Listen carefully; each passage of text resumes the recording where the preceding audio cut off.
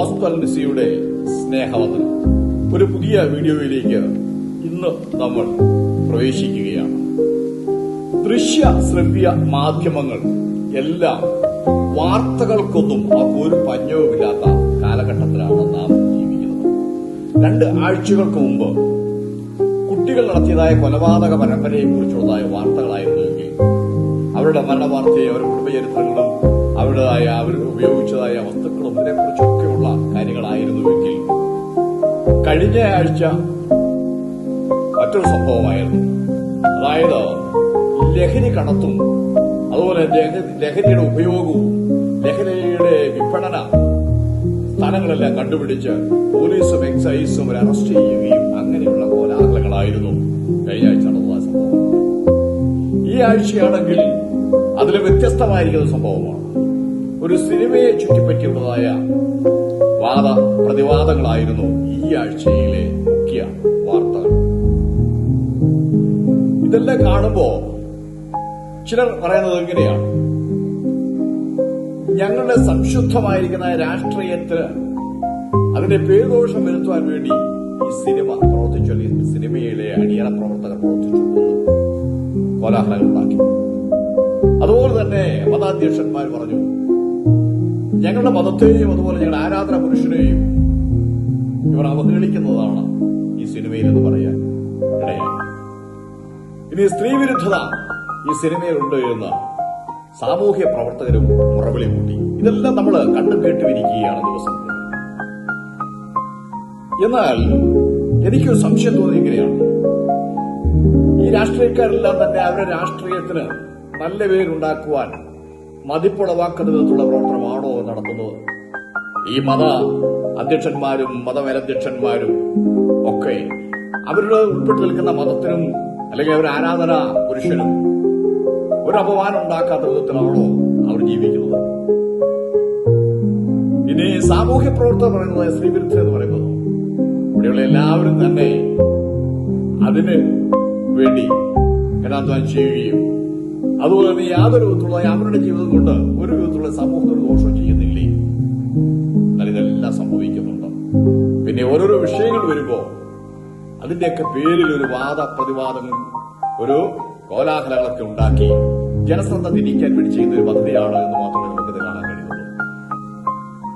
ആദ്യ നൂറ്റാണ്ട് മുതൽ തന്നെ AD 90 മുതൽ തന്നെ ഇതിനെക്കുറിച്ചുള്ളതായ കാര്യങ്ങളെല്ലാം അപ്പോസ്തലന്മാര് അവർ കർത്താവായ യേശുക്രിസ്തുവും വിശുദ്ധ വേദപുസ്തകത്തിൽ രേഖപ്പെടുത്തിയിട്ടുണ്ടായിരുന്നു. AD 90 അപ്പോസ്തലൻ യോഹന്നാൻ എഴുതിയ ഒരു കാര്യം ഞാൻ നിങ്ങളെ വായിച്ചു കേൾപ്പിക്കാം. സർവ്വലോകവും ദുഷ്ടന്റെ അധീനതയിൽ കിടക്കുന്നു എന്ന് പറയുമ്പോൾ ദുഷ്ടന്റെ അധീനതയിൽ എന്ന് പറഞ്ഞാൽ അധർമ്മവും അക്രമവും അതുപോലെ എല്ലാവിധ അനാശാസ്യ പ്രവർത്തികളും ഉണ്ട് എന്നാണ്. അപ്പൊ ദുഷ്ടന്റെ അധീനതയിൽ കിടക്കുന്നതായ ഈ ലോകത്ത് എല്ലാ വിധത്തിലുള്ളതായ അശ്ലീലതയും അതുപോലെ അധർമ്മവും അതുപോലെ അകൃത്യങ്ങളും കൃത്യമില്ലാത്ത അവസ്ഥകളും അതിക്രമങ്ങളും കൊലപാതകങ്ങളും വ്യഭിചാരവും അത് സകല വിധത്തിലുള്ള കാര്യങ്ങളും നടക്കുമെന്നാണ് അതിന്റെ അർത്ഥം. എന്നാൽ ഈ ദുഷ്പ്രവൃത്തികളെല്ലാം നിർമാർജനം ചെയ്തിട്ട് ഒരു മനുഷ്യനിവിടെ നന്നായി ജീവിക്കേണ്ട കഴിയുകയില്ല.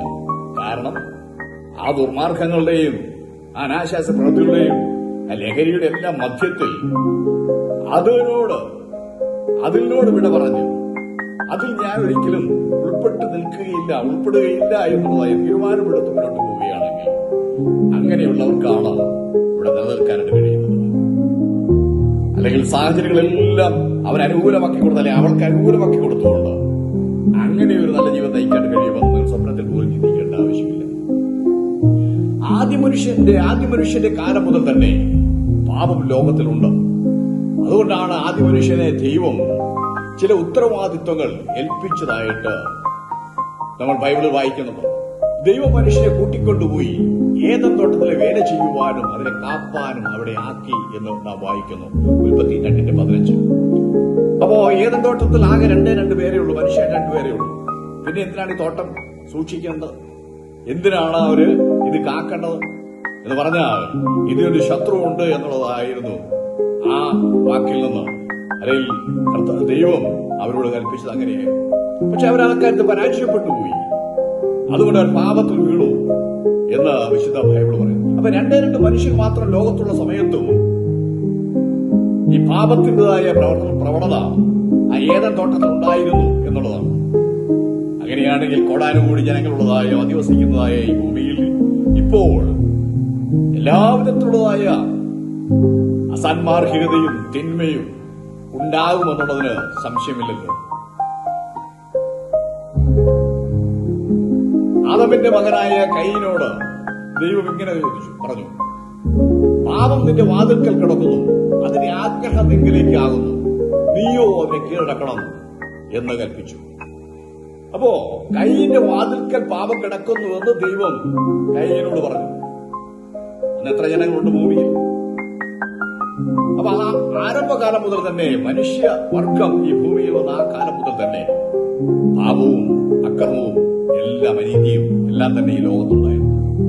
എന്നാൽ അതിന്റെ ഇടയിൽ സംശുദ്ധമായിരിക്കുന്നതായ ജീവിതം, വിശുദ്ധ ജീവിതം നയിക്കുന്ന, അല്ലെങ്കിൽ അതിനോട് പോരാടി ഞാൻ അതിലേക്ക് ഉൾപ്പെട്ടു പോവുകയില്ല, ഞാൻ അതിനകത്ത് അകപ്പെടുകയില്ല എന്ന് തീരുമാനമെടുത്ത് മുന്നോട്ട് പോകുന്നവർക്ക് മാത്രമാണ്, അതിനെ വെല്ലുവിളിച്ചുകൊണ്ട് അതിനെ അതിജീവിക്കുവാനായിട്ട് കഴിയുന്നവർക്ക് മാത്രമേ ശരിയായ രീതിയിലുള്ളതായ ഒരു മനുഷ്യനായി ജീവിക്കാൻ കഴിയുകയുള്ളൂ എന്നുള്ള കാര്യം നമ്മൾ മറക്കാതെ ഇരിക്കുക.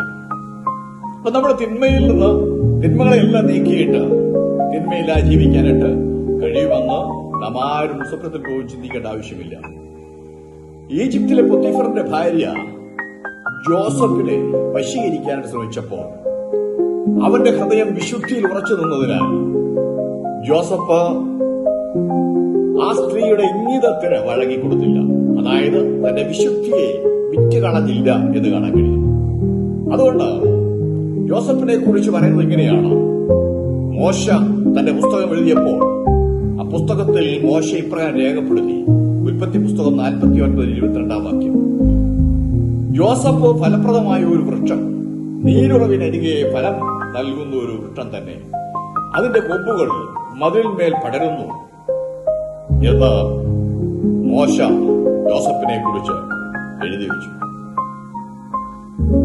ശ്രദ്ധിക്കണേ, ജോസഫിന്റെ ഹൃദയത്തിൽ തന്റെ വിശുദ്ധി വിട്ട് കളയുകയില്ല, ദൈവത്തിൽ നിന്ന് അന്യപ്പെട്ടു പോവുകയില്ല, ദൈവവും ഞാനുമായിട്ടുള്ള ബന്ധത്തിൽ നിന്ന് ഒന്നിനും എന്നെ പിരിക്കുവാൻ കഴിയുകയില്ല എന്നുള്ള തീരുമാനമെടുത്തതിന്റെ ഫലമായിട്ട് ജോസഫ് പൊത്തിഫറിന്റെ ഭാര്യയെ വിളിച്ചപ്പോൾ, അല്ലെങ്കിൽ അവളുടെ ഇംഗിതത്തിന് വഴങ്ങിയിരുന്നെങ്കിൽ ആരും അറിയില്ലായിരുന്നു, മനുഷ്യനായിട്ട് ആരും അറിയില്ലായിരുന്നു.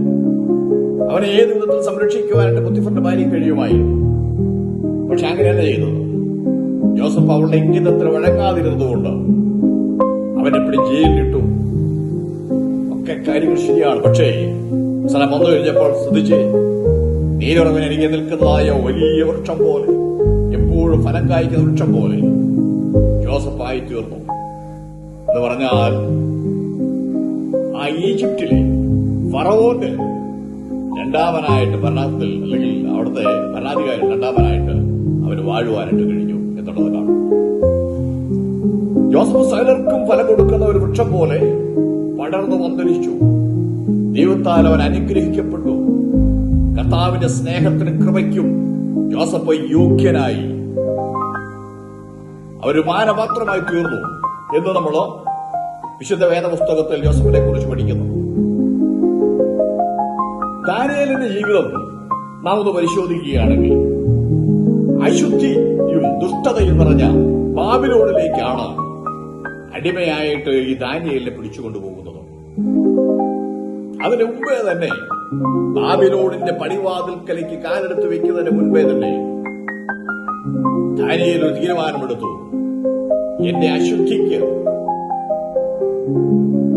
എന്റെ ഈ അശുദ്ധിക്ക് ഇടയായിത്തീരുന്ന ഒരു കാര്യവും ഞാൻ ചെയ്യുകയില്ല. അഥവാ എന്റെ വിശുദ്ധിക്ക് കളങ്കം വരുത്തുന്നതൊന്നും ഇവിടത്തെ ബാബിലോണിലെ അശുദ്ധിയിലേക്ക് ഞാൻ പോവുകയില്ല എന്നൊരു തീരുമാനം ദാനിയേലെടുക്കാനിടയായി. ആകയാൽ ഈ ദാനിയേലിനെ, അപ്പൊ അദ്ദേഹത്തിന്റെ ഹൃദയത്തെ തീരുമാനിച്ചത്, എന്റെ ജീവിതത്തിലേക്ക് ഒരു അസാൻമാർഗികതയും, ഒരു ലഹരിയും, ഒരു സ്ത്രീയും ഒരു പരസംഘവും ഇവയൊന്നും എന്റെ ജീവിതത്തെ സ്പർശിക്കുകയില്ല, അതിനെ അനുവദിക്കുകയില്ല എന്ന് ദാനിയേൽ തന്റെ ഹൃദയത്തിൽ തീരുമാനിച്ചു എന്ന് നമുക്ക് കാണാൻ കഴിയും. അവിടെ എഴുതിയിരിക്കുന്നത് എങ്ങനെയാണ്? രാജാവിന്റെ ഭോജനം കൊണ്ടും അവൻ കുടിക്കുന്ന വീഞ്ഞുകൊണ്ടും തന്നെ ശുദ്ധമാക്കുകയില്ല എന്ന് ദാനിയേൽ ഹൃദയത്തിൽ നിശ്ചയിച്ചു. തനിക്ക് അശുദ്ധി ഭവിപ്പാൻ ഇടവരുത്തരുതെന്ന് ഷണ്ഡാധിപരോട് അവൻ അപേക്ഷിച്ചു. ദാനിയേൽ പ്രവചനം 1-ാം അധ്യായം 8-ാം വാക്യമാണ് ഞാൻ നിങ്ങളെ വായിച്ചു കേൾപ്പിച്ചത്. ശ്രദ്ധിക്കണം. ഇപ്പൊ രാജകീയ ഭോജനവും ലഹരിയും മദ്യവും അതുപോലെ തന്നെ പരസംഘവും എല്ലാം തന്നെ ആ രാജകൊട്ടാരത്തിലുണ്ടായിരുന്നു. ആ രാജകൊട്ടാരത്തിലായിരുന്നു ദാനിയേൽ വസിച്ചത്. അപ്പൊ ദാനിയേൽ ഇഷ്ടം പോലെ ഇവയെല്ലാം ഉപയോഗിക്കാമായിരുന്നു. പക്ഷേ ദാനിയേൽ തീരുമാനിച്ചു, ഈ രാജാവിന്റെ ഭോജനം അത് അശുദ്ധിയുള്ളതാണ്, അല്ലെങ്കിൽ അത് മലിനമാക്കപ്പെട്ടതാണ്, എനിക്കത് കഴിക്കാൻ പറ്റുകയില്ല.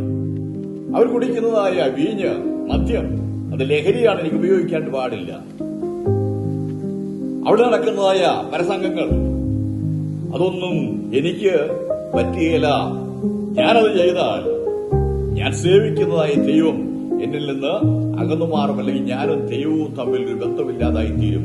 അതിനൊരിക്കൽ ഞാൻ അനുവദിക്കുകയില്ല എന്ന് ബാബിലോണിന്റെ പടിവാതിൽക്കലേക്ക് കാലെടുത്ത് വെക്കുമ്പോൾ ദാനിയേല് തീരുമാനിച്ചു മനസ്സുറച്ചിട്ടാണ് അവൻ അവിടെ കടന്നിരുന്നത്. അതുകൊണ്ട് പല രാജാക്കന്മാർ ഈ സാമ്രാജ്യം ഭരിച്ചു.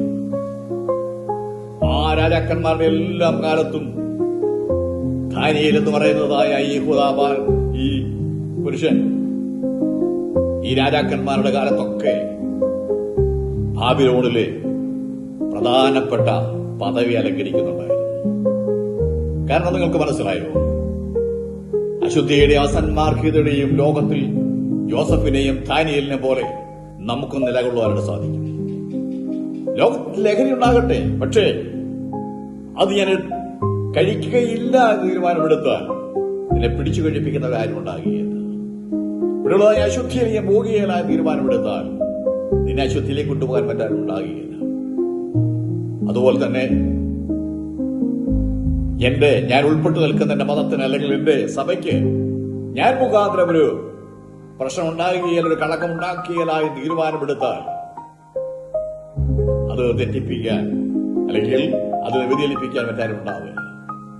അതുപോലെ തന്നെ നീ ഉൾപ്പെട്ടു നിൽക്കുന്ന രാഷ്ട്രീയം അത് സംശുദ്ധമായി തന്നെ ഞാൻ കാത്തു സൂക്ഷിക്കുമെന്ന് തീരുമാനമെടുത്താൽ അതും നടക്കും. എന്നാൽ ഇതൊന്നും ഇവിടെ നടക്കുന്നില്ല എന്നുള്ളതാണ് കാര്യം. അതുകൊണ്ട് ഞാൻ ആരംഭത്തിൽ പറഞ്ഞത്, ഈ അസന്മാർഗീയത മുഴുവൻ, തിന്മ മുഴുവൻ ഭൂമിയിൽ തുടച്ചു മാറ്റിയിട്ട് നിനക്കോ എനിക്കോ ഇവിടെയുള്ള ആർക്കും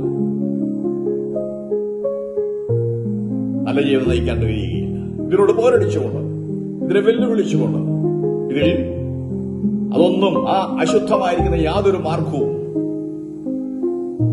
എന്നിലേക്ക് എന്റെ വിശുദ്ധിയെ നഷ്ടപ്പെടുത്താൻ ഞാൻ അനുവദിക്കുകയില്ല എന്ന് തീരുമാനിച്ചാൽ നിനക്ക് രക്ഷപ്പെട്ട് മുന്നോട്ട് പോകാൻ കഴിയും. നിന്റെ ദൈവം അനുഗ്രഹിക്കും.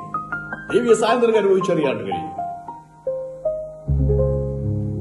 അങ്ങനെ തീരുമാനമെടുക്കുകയാണെങ്കിൽ ഇവിടെ നല്ല ഒരു രാഷ്ട്രീയം ഉണ്ടാവും, ഇവിടെ നല്ല മതസംഘടനകളുണ്ടാവും, ഇവിടെ നല്ല സഭകളുണ്ടാവും, ഇവിടെ നല്ല മനുഷ്യരുണ്ടാവും, ഇവിടെ നല്ല വിദ്യാർത്ഥികളുണ്ടാവും, ഇവിടെ നല്ല ഭരണമുണ്ടാവും. അതിനുവേണ്ടി നമുക്ക് ഉത്സാഹിക്കാം. ആകിയ ദാനിയേലിനെ പോലെ, ജോസഫിനെ പോലെ തീരുമാനത്തിലേക്ക് കടന്നു വരാം. ഇവിടെ നമ്മളാണ് മാറേണ്ടത്. നമ്മൾ മാറുമ്പോൾ ഇവിടെ മാറ്റങ്ങൾ എല്ലാ വിഭാഗത്തും ഉണ്ടാകും. രാഷ്ട്രീയത്തിലുണ്ടാകും, സഭയിലുണ്ടാകും, മതത്തിലുണ്ടാകും, സമൂഹത്തിലുണ്ടാകും. അങ്ങനെ നമുക്ക് സംശുദ്ധമായിരിക്കുന്ന ഒരു നല്ല ഭാവി കെട്ടിപ്പടുക്കുവാൻ കർത്താവ് സഹായിക്കട്ടെ എന്ന് പറഞ്ഞുകൊണ്ട് ഞാൻ നിർത്തുന്നു. ഈ ചാനൽ സബ്സ്ക്രൈബ് ചെയ്തിട്ടില്ലെങ്കിൽ നിങ്ങൾ സബ്സ്ക്രൈബ് ചെയ്യുക. അതിനടുത്ത് കാണുന്ന ബെൽ ബട്ടൺ എനേബിൾ ചെയ്യുക. അപ്പോൾ ഞാൻ ഇടുന്ന എല്ലാ വീഡിയോയും നിങ്ങൾക്ക് നോട്ടിഫിക്കേഷൻ ആയിട്ട് ലഭിക്കും. മാത്രമല്ല, ലൈക്ക് ചെയ്യുകയും ഷെയർ ചെയ്യുകയും ചെയ്യുക.